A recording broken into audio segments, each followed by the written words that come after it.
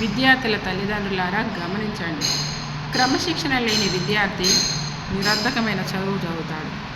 అసలు మనకి చదివే రాదు. ముందు చదువు చక్కగా రావాలి, క్రమశిక్షణతోటి మెలగాలి. అప్పుడే సమాజానికి ఉపయోగపడే ఒక మంచి గొప్ప సంస్కర్తగా, గొప్ప పౌరునిగా తయారవుతాడు. మితిమీరిన జోక్యం వల్ల ఉపాధ్యాయులు చదువు చెప్పలేకపోతున్నారు. దయచేసి తల్లిదండ్రులారా గమనించండి.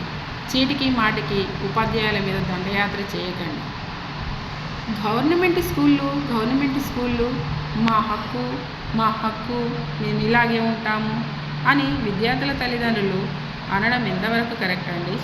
గవర్నమెంట్ టీచర్ల ఇల్లులు దగ్గరుంటే వాళ్ళ ఇళ్ళలోకి వచ్చి మరి గొడవ పెడతారు ఎందుకు?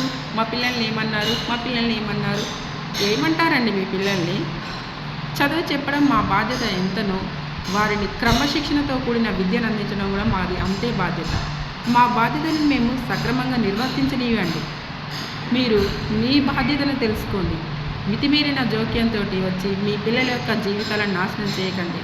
వారిని మంచి మార్గంలో నడిపించే అవకాశాన్ని మాకు ఇవ్వండి. చదువుతో పాటు క్రమశిక్షణ కూడా చాలా అవసరం. సమయానికి రావడం, సమయానికి పనులు చేసుకోవడం, సమయానికి వాళ్ళు చక్కగా చదవాలి, రాయాలి. వారికి చక్కగా చదువు అందించే బాధ్యత కూడా మాది.